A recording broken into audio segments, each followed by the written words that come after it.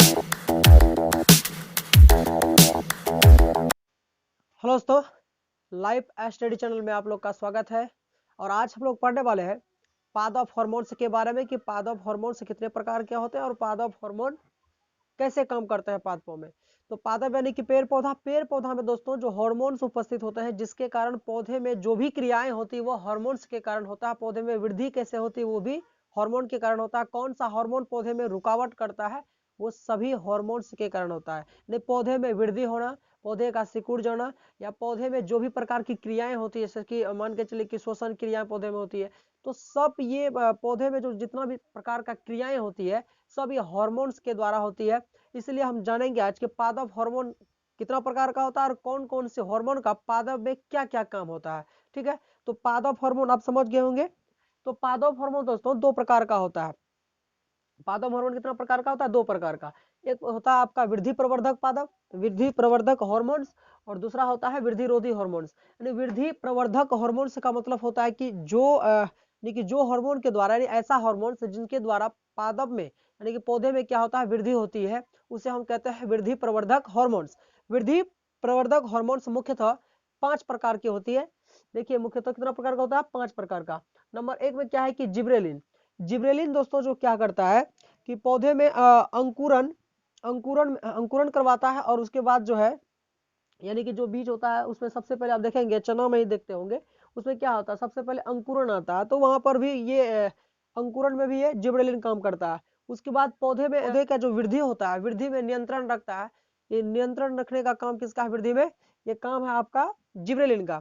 इसीलिए जिब्रेलिन जो है एक तो वृद्धि में नियंत्रण रखता है, उसके बाद अंकुरण में इनका महत्वपूर्ण भूमिका होती है, और वृद्धि का भी। तो इसीलिए इन्हें क्या कहते हैं? मुख्य हार्मोन के नाम से जाना जाता है। तो मुख्य क्या है?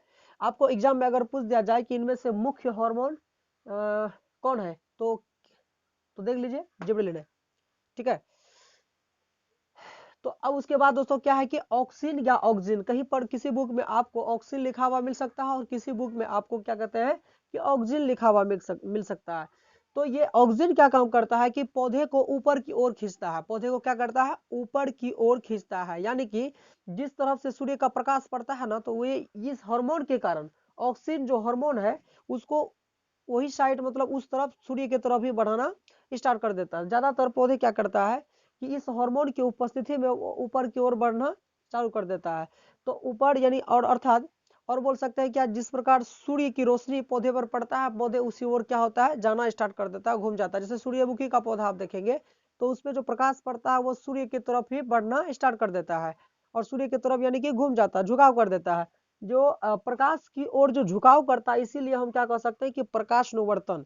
एक टेक्निकल नाम दे दिए क्या? प्रकाशनुवर्तन। ठीक है, और अगर पौधे का जड़ मिट्टी के नीचे की ओर खिंचाव करना चालू कर दे तो हम कहते हैं गुरुत्वानुवर्तन।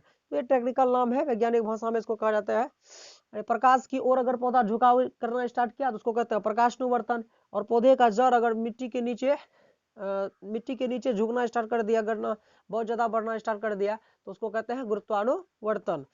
तो चलिए ये सभी, और ये दोनों जो होता है गुरुत्वानुवर्तन और प्रकाशनुवर्तन, ये दोनों इसी हार्मोन्स के कारण होता है। ऑक्सिन यानी ऑक्सिन, ये दोनों नाम में कोई एक नाम बोल सकते हैं आप। कौन सा हार्मोन के कारण होता है? प्रकाशनुवर्तन पौधे में जो होता है वो कौन सा हार्मोन्स के कारण होता है? ऑक्सिन हार्मोन के कारण होता है। और गुरुत्वानुवर्तन वो भी ऑक्सिन हार्मोन के कारण होता है। चलिए दूसरा क्या है कि साइटोकाइनिन। साइटो का अर्थ होता है दोस्तों कोशिका, और काइनिन का विभाजन। तो साइटोकाइनिन का अर्थ ही हो गया कोशिका का विभाजन। तो पौधे जो बढ़ता है यानी कि हम लोग जो बढ़े हैं, हम लोग का शरीर जो बना हुआ कोशिका का बना हुआ, और कोशिका विभाजन के कारण ही हम लोग इतना बड़े हो पाए। तो पौधा भी जो बड़ा होता है वो कोशिका विभाजन के कारण ही बड़ा होता है। ठीक है, तो कोशिका विभाजन जो होती है वह साइटोकाइनिन जो हार्मोन है इसके कारण होता है। दूसरा, उसके बाद चौथा क्या है दोस्तों कि चौथा हो गया आपका फ्लोरीजेंस। फ्लोरीजेंस क्या करता है? फ्लोरीजेंस फूलों में वृद्धि करता है, यानी कि जो भी पौधे होते हैं उसमें जितना भी फूल होता है फूल खिलाने में मदद करता है। तो फूल, ये हार्मोन्स उस पौधे में जितना अधिक होंगे उस पौधे में उतना ज्यादा फूल लगेंगे, है ना, बहुत ज्यादा फूल लगेंगे। अगर ये हार्मोन उस पौधे में कम हुआ तो कम फूल पकड़ेंगे, अगर ज्यादा हुआ तो बहुत ज्यादा फूल आ सकते हैं उस पौधे में। तो ये बात है। चलिए अब उसके बाद है 5वां नंबर में ट्राउमेटिन। ट्राउमेटिन ये भी जो है वृद्धि प्रवर्धक हार्मोन है। ये क्या करता है कि आप देखे होंगे कहीं पर अगर मान के चले कि पौधा कट उठ जाता है तो वहां पर थोड़ा सा लस्सा टाइप का है ना, भरने लगता है, तो वो कहते हैं घाव भरता है। तो वो पौधा जो है घाव भरने का काम करता है। उस पौधा में कौन सा हार्मोन? ट्राउमेटिन। ट्राउमेटिन एक ऐसा हार्मोन है जो कि पादपों में घाव भरने का काम करता है। तो चलिए अब उसके बाद हम पढ़ते हैं वृद्धि रोधी हार्मोन। चलिए दोस्तों देखते हैं आप वृद्धि रोधी हार्मोन्स किसे कहते हैं और वो कितने टाइप के होते हैं।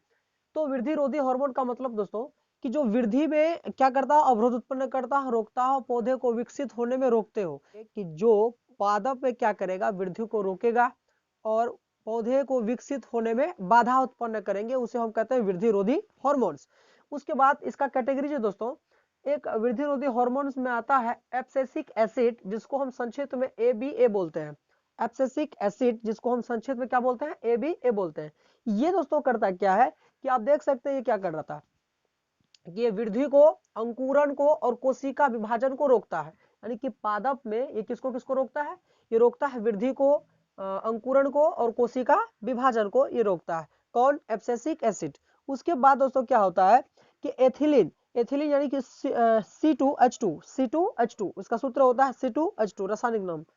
तो एथिलीन क्या करता है दोस्तों? ये फल को पकाता है। फल को क्या करता है? पकाता है प्राकृतिक रूप से।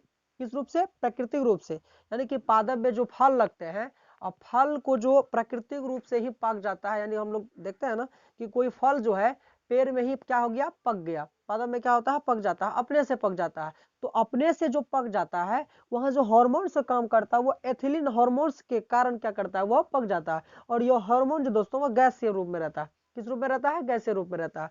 तो फल को पकाने वाला हार्मोन्स का नाम क्या है? Ethylene hormones. कौन सा हार्मोन? एथिलीन हार्मोन, जो कि फल को प्राकृतिक रूप से ही पकाता है। तो दोस्तों क्या होता है कि हम लोग जो है लगभग आदमी क्या करता है कि फल को पेड़ पे ही, यानी कि पकने के भरोसे नहीं छोड़ देते हैं, बहुत ज्यादा लेट लगता है उसमें पकने में। और अगर कोई फल अगर प्राकृतिक रूप से पकता है तो क्या होता है कि खाने में वो बहुत स्वादिष्ट लगता है। लेकिन ऐसा रुकता कौन है? होता क्या है कि ज्यादातर अगर जिसको बेचना होता है फल, ऐसे ही बहुत ज्यादा अगर बड़ा हो गया तो उसको क्या करता है? फल को तोड़ लेता है, तोड़ के कृत्रिम रूप से उसको पका देता है। तो कृत्रिम रूप से पकाता है जो दोस्तों, जैसे कार्बाइड होता है ना, जिसको हम एसिटिलीन कहते हैं। क्या कहते हैं? एसिटिलीन। तो होता क्या है कि हम लोग बाजार से खरीद के लाते हैं कार्बाइड को, है ना, कार्बाइड के साथ थोड़ा सा क्या करते हैं? जल मिला देते हैं। क्या करते हैं? जल मिला देते हैं, और जल मिलाने के बाद एसिटिलीन बन जाता है। ये भी क्या होता है? गैसीय रूप में ही फल को पकाता है। ये भी क्या करता है? गैसीय रूप में फल को पकाता है। और एसिटिलीन के बाद उसके बाद क्या बचता है? तो चूना बन जाता है, चूना मुक्त होता है। ठीक है, तो आप समझ गए होंगे कि कृत्रिम रूप से जो हम लोग पकाते हैं वो है एसिटिलीन। एसिटिलीन की सहायता से हम क्या करते हैं? फल को पकाते हैं। और उसके बाद जो है दोस्तों प्राकृतिक रूप से जो फल पकता है एथिलीन हार्मोन्स के कारण पकता है। तो आप आइए कि हम लोग पढ़ेंगे आप कौन सा? खरपतवार। खरपतवार क्या होता है, किसे कहते हैं? ठीक है, चलो दोस्तों देखते हैं खरपतवार क्या होता है। देखिए खरपतवार क्या होगा, यानी कि जिसको हम बोलते हैं वीड्स। तो वीड्स जो होता है दोस्तों, यानी कि हमारे फसलों के साथ हम लोग जब खेतों में जो कोई भी खाद्य फसल हो या भी कोई किसी प्रकार का फसल हो, जब हम लोग फसल को यानी कि बीज को बोते हैं तो बीज के साथ होता है क्या है? उसके बाद जो बीज से जब पौधा निकल के आता है, अंकुरण होकर जो पौधा निकलता है, तो पौधा के साथ साथ क्या होता है कि जो हमारी फसल होना चाहिए उनके साथ साथ अनावश्यक पौधे भी उनके साथ में उग जाते हैं, है ना, जिसको हम जंगल कहते हैं।